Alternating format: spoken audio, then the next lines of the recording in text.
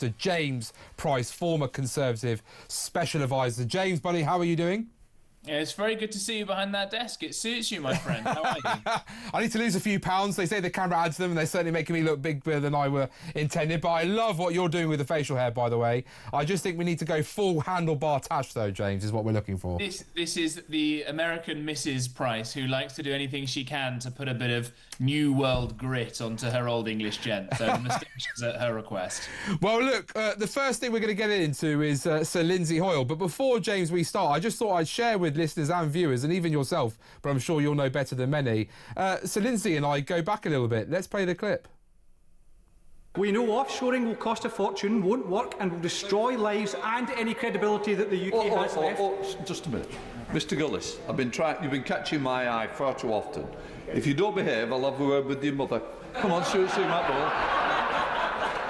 Is the Prime Minister now also going to claim that he was the...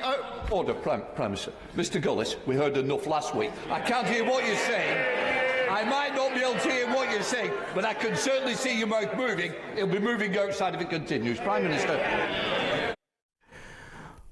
Well, James, you know what I was like. I was pretty robust in that chamber, and Lindsay and I certainly had our back and forth. But I must say, I always found him to be an extremely personable person, but it is causing a lot of anger with our listeners. And I'm sure it will raise questions with someone like you, who's very fiscally conservative, that how on earth has he found himself having to increase his staffing budget by around £500,000 because he's now got 21 staff members rather than 12. He's had £300,000 of expenses and travel alone since he became Speaker in 2019, with the most recent trip to Malaysia, which I'm not quite sure why the Speaker of the House of Commons has to visit there, over the February half term, where he spent £25,000 on business class flights, hotels and restaurants for him and his staff. Do you feel the public, the taxpayers, being taken the mick a bit out of this?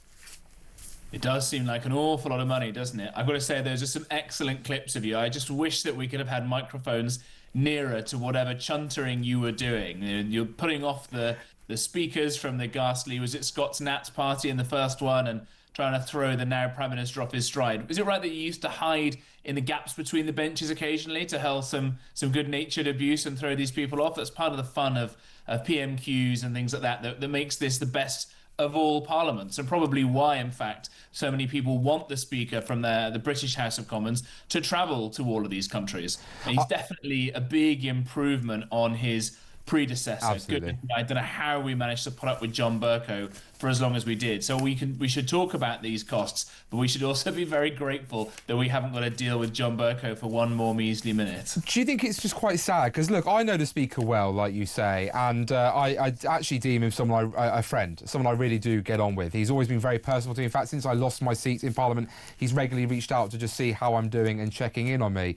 But he's got to be able to justify these costs. And look, I know there are some people vexed about the fact that he had over $50,000 spent on doing up his flat, but ultimately he lives in the Palace of Westminster, a very old and ancient building with the buildings attached. And actually that was part of a £7 million scheme of work, which was going and starting long before he was in the chair. Don't you think that people maybe need to give him a bit of slack, but at the same time, he's got to be remembered that he's as accountable to the taxpayers as the Prime Minister, to the Leader of the Opposition and all other members of Parliament, and that he should really think about, how many staff does he need? Do his staff need to go with him?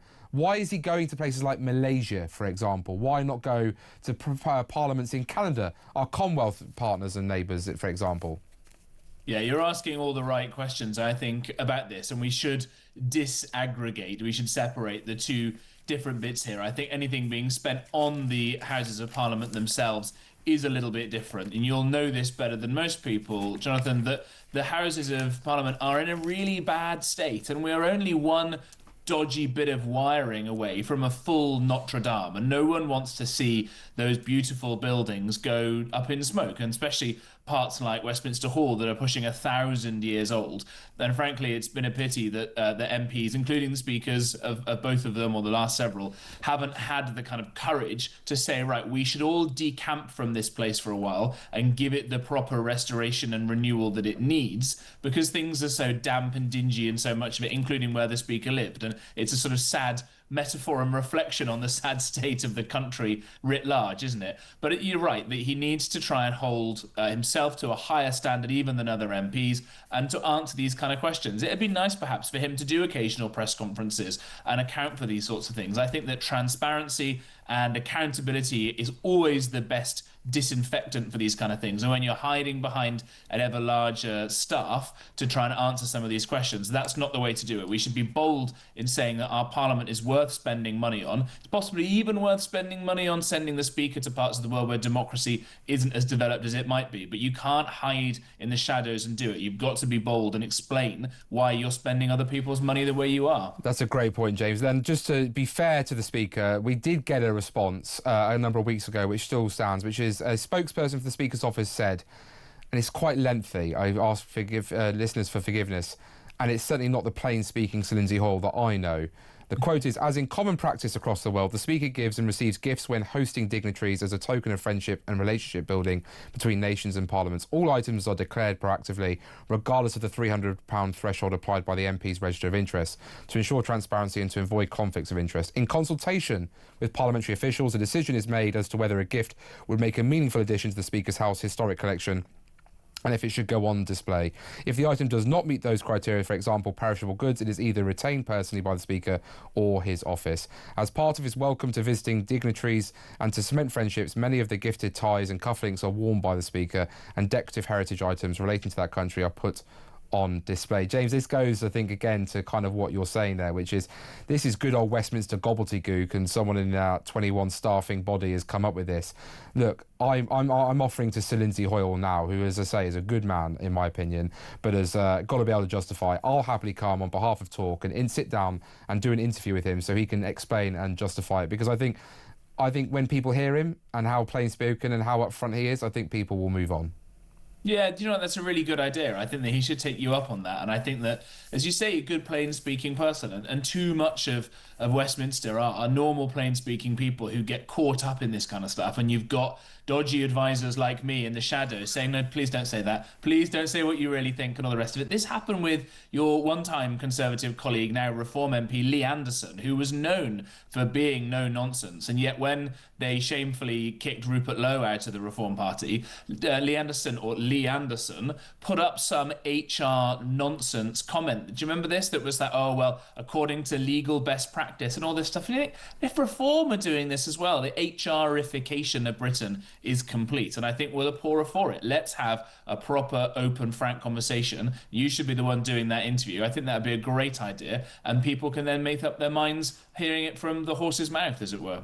Now, talking about Reform UK, James, obviously you were a former Conservative Special Advisor. I'm keen to get your views on the announcement today from Nigel Farage that he would scrap the two-child benefit cap, he would reintroduce in full the winter fuel payments, and I think is actually a Conservative policy, or certainly putting the tanks on Conservative ground, have the personal tax allowance transferable for married couples. But overall, and of course, raising the personal tax threshold to £20,000, in total estimated by the IFS to be 50 to 80 billion pounds.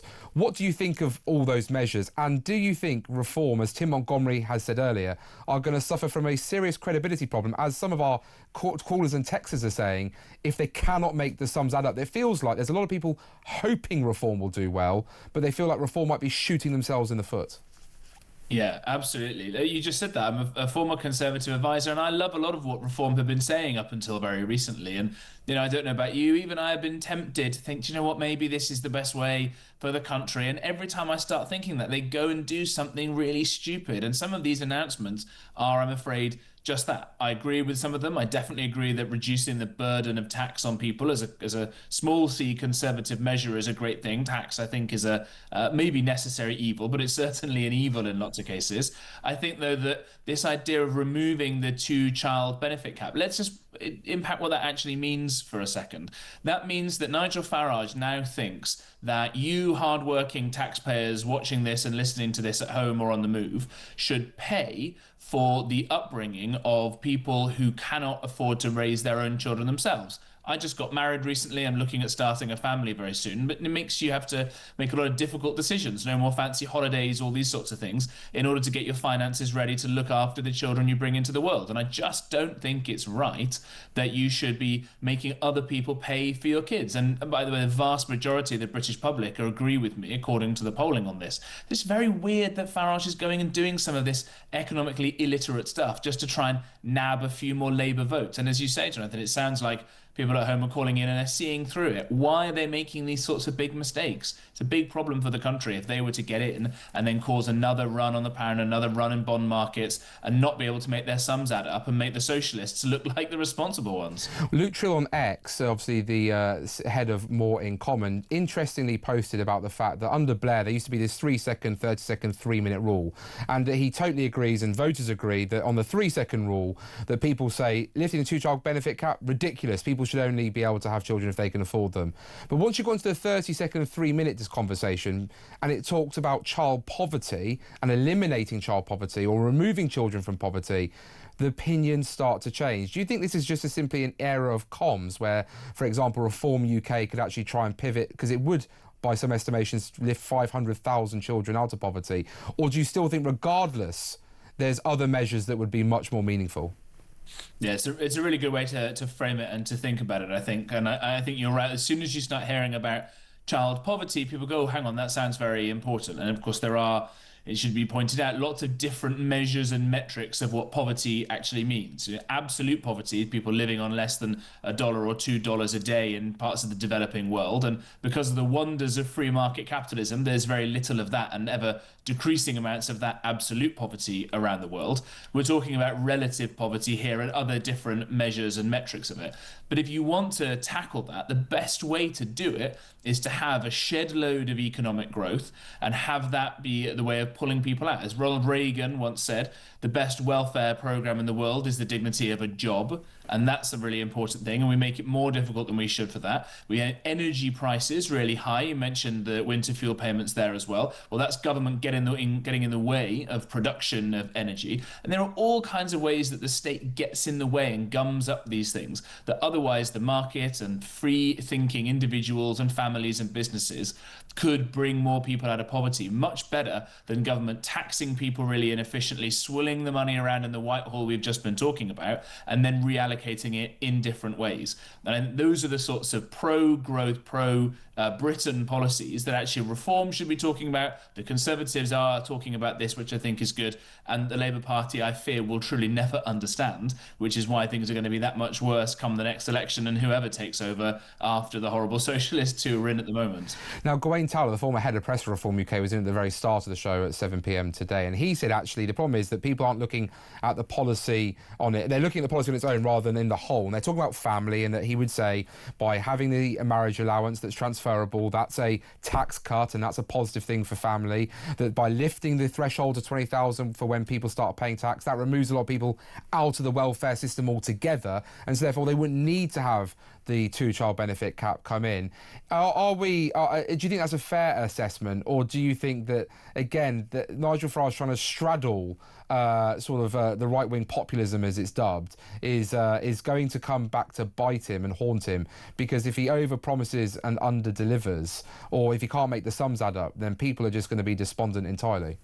Yeah, you got it. If you can't make the sums add up, we've seen from Liz Truss what happens there. We've seen from other countries around the world. And we should set all of this in the context that Britain has. The reason I keep having a pop at the Labour Party in calling them a bunch of socialists is that, as Mrs. Thatcher once said, the problem with socialism is that eventually you run out of other people's money. We're already taxing people as much as you can possibly tax them, at highest levels since the Second World War. The pips are really squeaking on that. And we're seeing more and more rich people leaving Britain than are leaving any other country in the world. We're not just talking people who are rich because of houses and things like that. Liquid millionaires, lots of them leaving, tens of thousands, and 10,000 of those people leaving is equivalent to 500,000 of the rest of us. So we're already seeing problems there. We're already seeing huge eye-watering debts that we're in, numbers that I can't get my head around. £3 trillion is the net public sector debt that we're in at the moment, when you realise that actually we haven't worked out how we're going to pay for state pensions and public sector pensions, that goes to something like £12 trillion, just numbers I can't even begin to calculate. And every year, rather than paying that debt down, that debt figure is getting higher, and the amount of money that we're spending just to service that debt goes up and up and up every more. We spend more money just servicing that debt, not paying it down, not getting rid of it, just keeping it going, and it's getting bigger, than we do on the whole defence budget. So this idea that Farage can just throw around, or this, oh, well, we'll have a tax cut here that we won't fund, and we'll do another load of benefits here and there and everything. I'd love for it to work, but the sums aren't going to add up. And if Reform do get in and they make a massive mess of things, we lose perhaps our last best chance of a right-wing government, whether it's Farage or whether it's the Conservatives next time. And then the country really is going to be, well, I don't want to say it even after the watershed, but we're going to be in deep trouble. Well, I totally agree with you. And look, in Stoke-on-Trent, for example, the Labour-led City Council since 2023 has now had 2 government bailouts to the tune of £56 million. That's now costing the taxpayer on the interest alone £10,000 a day, not including the hundreds of millions of other debt that are on the balance sheet already. This is a gargantuan issue, and to be fair to Reform, they have been the ones talking about debt, but like you say, they're going to have to make the sums add up. You can't add more debt and have more people on welfare at the same time of them promising massive tax cuts too.